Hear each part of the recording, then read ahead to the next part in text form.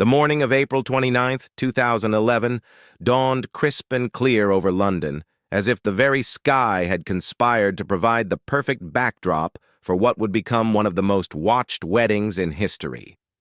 Catherine Middleton woke in the luxury of the Goring Hotel, her heart racing with anticipation and nerves that had been building for months.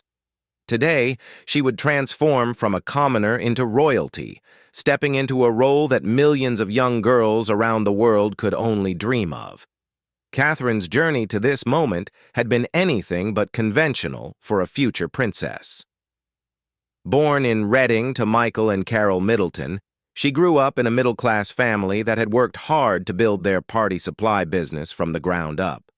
Her parents had sacrificed much to send her to prestigious schools, never imagining that their daughter would one day marry the future King of England.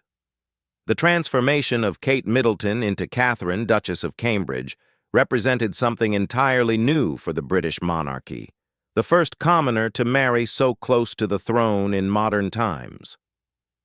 In her hotel suite, Catherine was surrounded by a carefully orchestrated team of stylists, makeup artists, and designers who had been planning this day down to the smallest detail.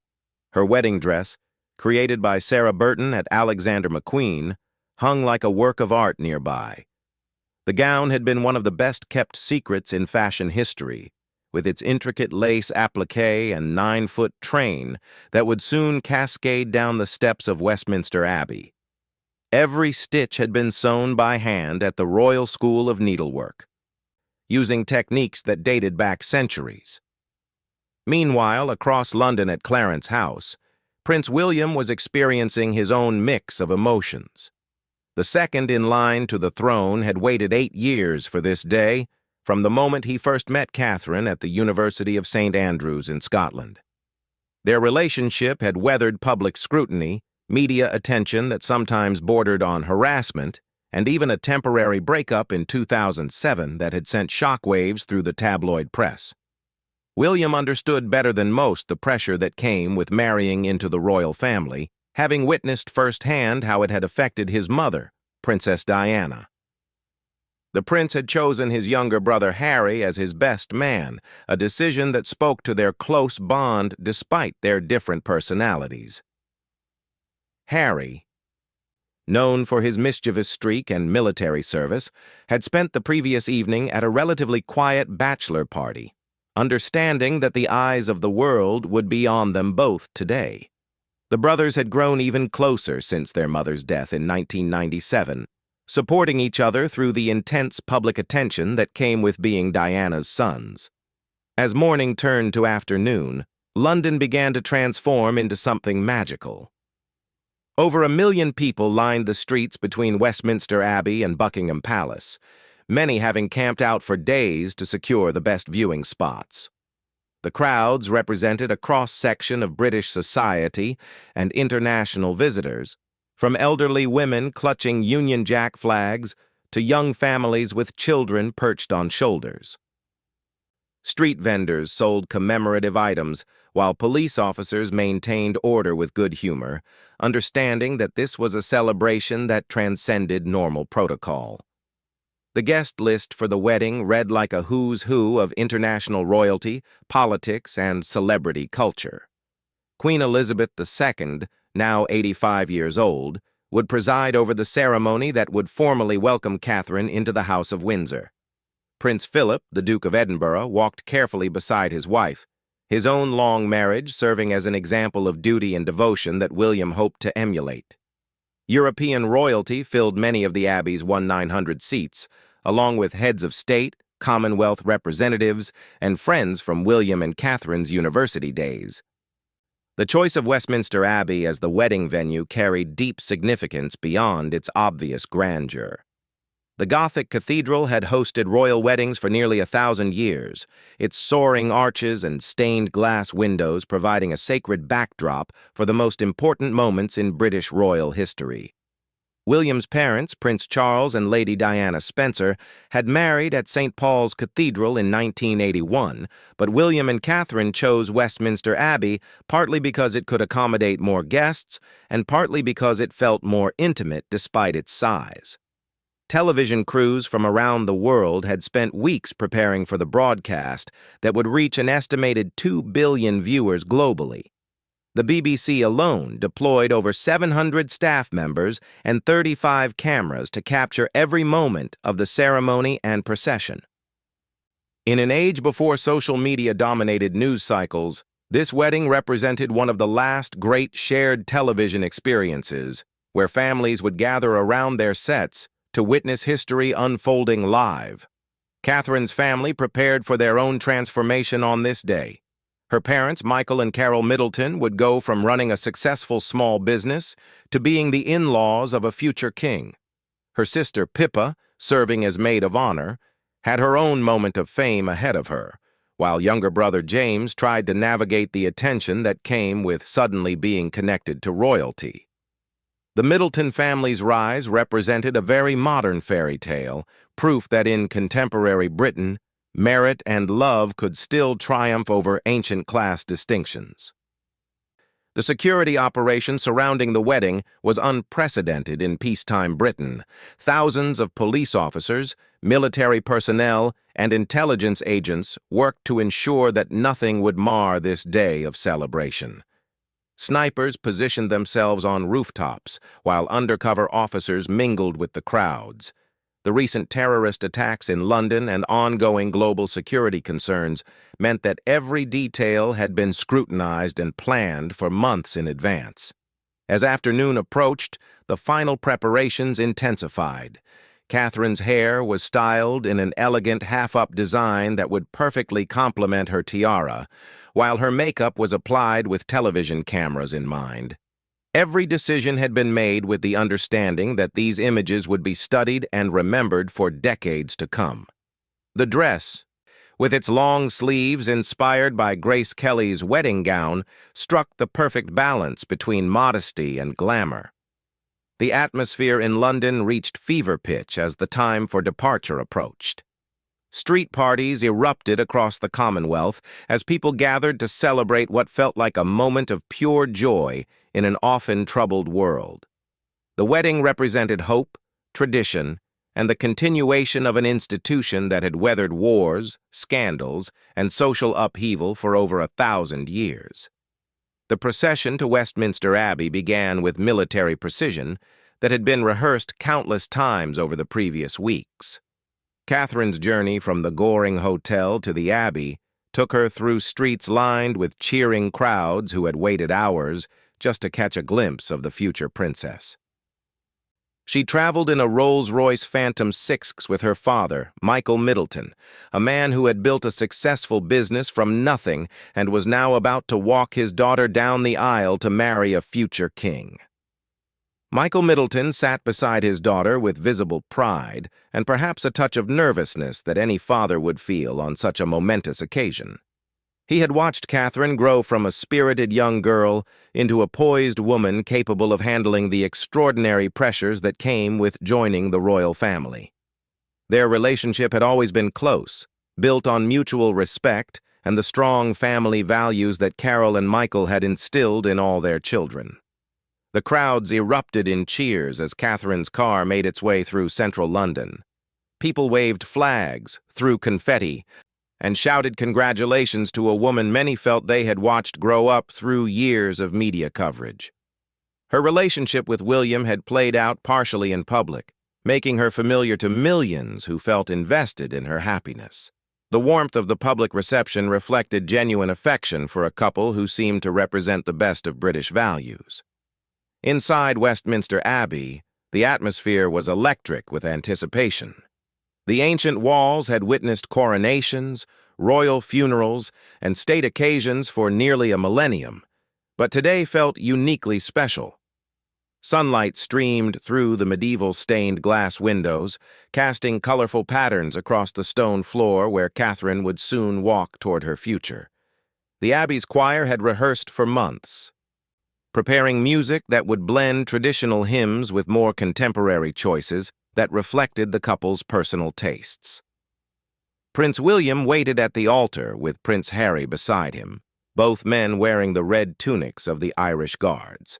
William had specifically requested to wear his military uniform rather than formal mourning dress, a choice that honored his service as a search and rescue pilot and connected him to the long tradition of warrior princes.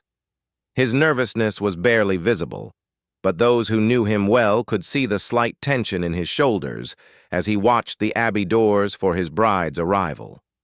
The Queen sat in the front row with Prince Philip, her presence lending the ceremony the full authority of the crown. At 85, she had seen the monarchy evolve dramatically during her long reign, and this wedding represented another step in its modernization.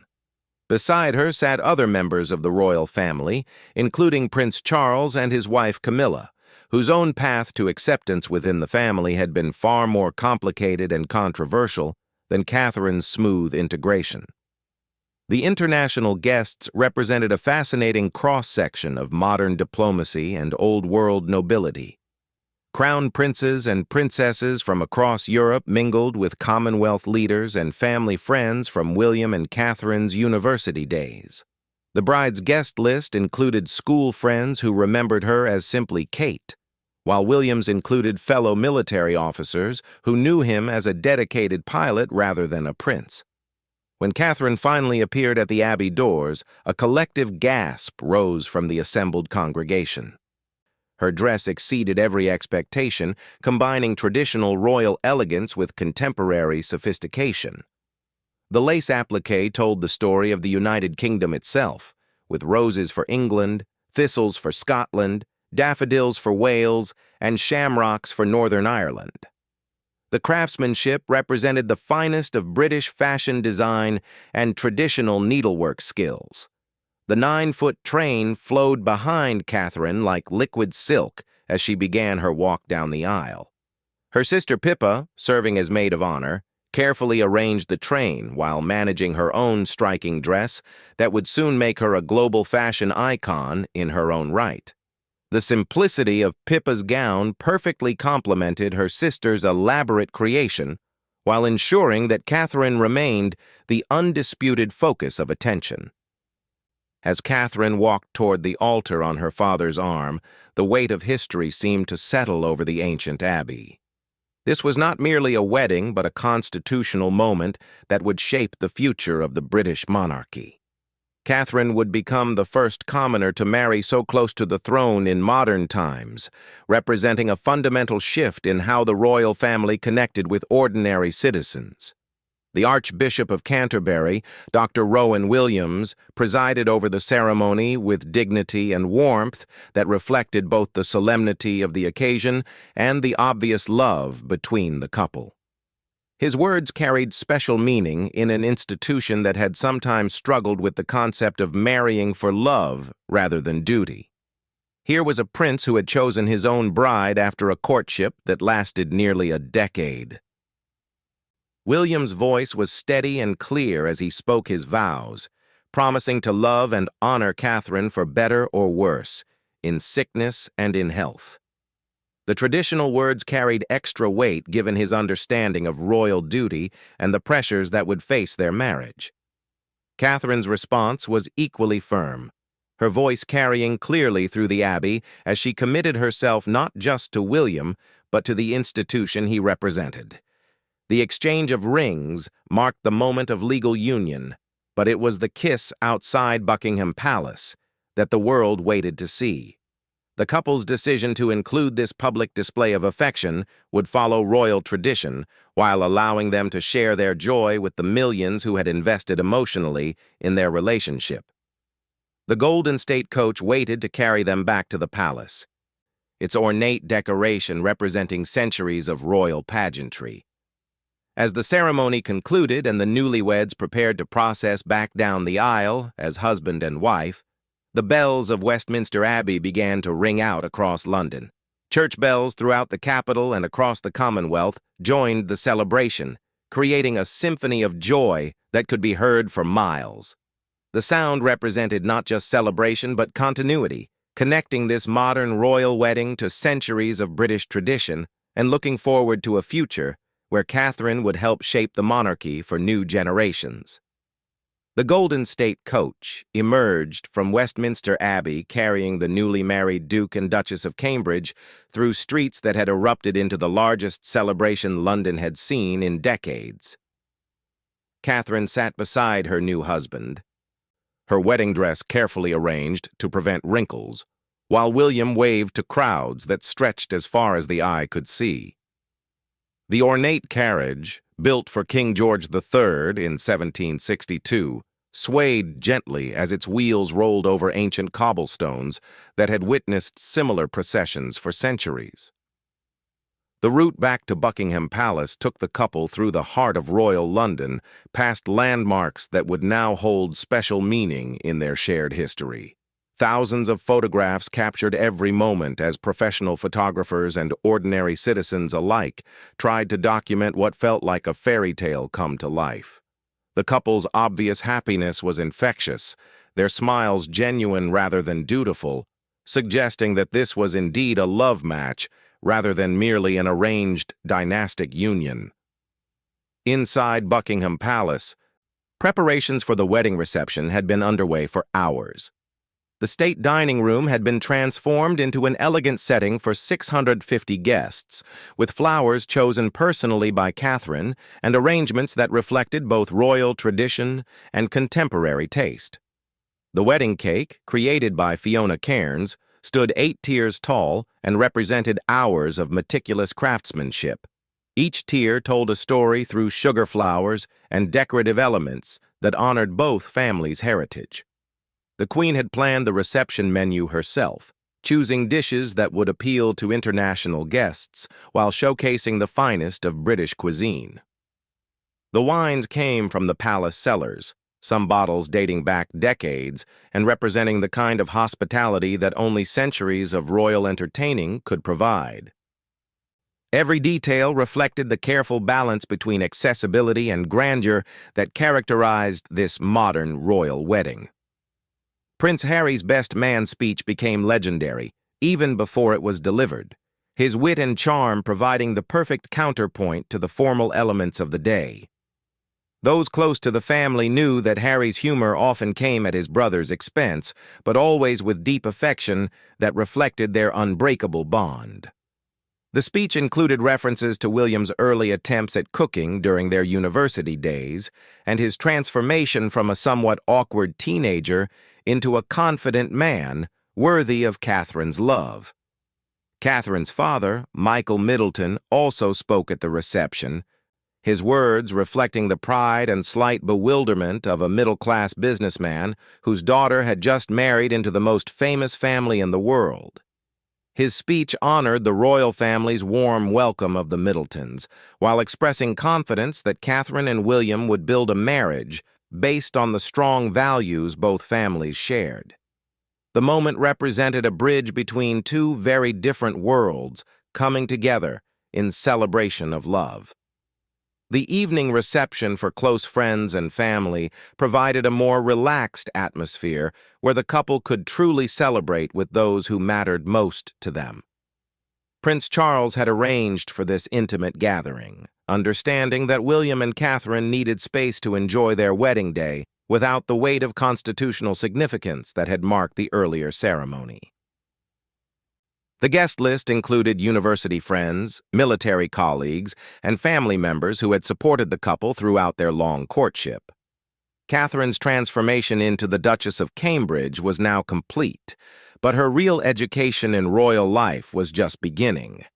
The wedding had introduced her to millions of people around the world, but the daily reality of royal duty would test her resilience and determination in ways that no amount of preparation could fully anticipate. Her success would depend on her ability to balance public service with personal happiness, a challenge that had defeated many royal marriages throughout history. The couple's decision to spend their wedding night at Buckingham Palace, rather than immediately departing for their honeymoon, reflected their understanding of the symbolic importance of their union. They needed to be seen as part of the royal family's continuation, rather than separate from it, even as they began building their own independent life together. The palace had been home to monarchs for centuries, and now it welcomed its newest member with traditions that stretched back generations. The global television audience for the wedding exceeded all expectations, with an estimated 2 billion people watching the ceremony and celebrations. Social media platforms, still in their relative infancy, exploded with commentary and shared images as people around the world participated in the celebration from their own homes. The wedding represented one of the last great shared cultural experiences before digital media fragmented audiences into smaller, more specialized groups. The fashion impact of Catherine's wedding dress rippled through the industry for years afterward, with Sarah Burton's creation inspiring countless imitations and establishing new trends in bridal wear. The combination of traditional craftsmanship with contemporary silhouettes spoke to women who wanted to honor the past while embracing modernity. Pippa Middleton's bridesmaid dress also became iconic, proving that supporting roles could capture almost as much attention as the main event. The wedding gifts poured in from around the world, ranging from priceless jewels given by foreign royalty to handmade items created by ordinary citizens who wanted to share in the couple's happiness. Each gift represented a connection between the monarchy and its subjects, demonstrating the emotional investment that people felt in the success of this marriage. The gifts would be carefully catalogued, and many would eventually be displayed in royal residences or loaned to museums. As the evening wound down and the last guests departed, William and Catherine finally had their first private moments as a married couple. The weight of expectation that had built over months of planning began to lift, replaced by the quiet satisfaction of a day that had exceeded every hope and expectation. They had successfully navigated one of the most scrutinized weddings in history while remaining true to themselves and their love for each other. The success of the wedding day established Catherine's place in the royal family and British public life with remarkable speed and completeness. Her poise under pressure, genuine warmth with crowds, and obvious devotion to William had won over even the most skeptical observers. The monarchy had gained a member who seemed perfectly suited to help it evolve and thrive in the 21st century while maintaining its essential character and traditions. The marriage of Prince William and Catherine Middleton represented more than just a royal wedding. It symbolized the monarchy's ability to adapt and remain relevant in a changing world. Their love story had captured imaginations around the globe, proving that fairy tales could still come true in an age of cynicism and rapid change, setting the stage for a new chapter in the long history of the British royal family.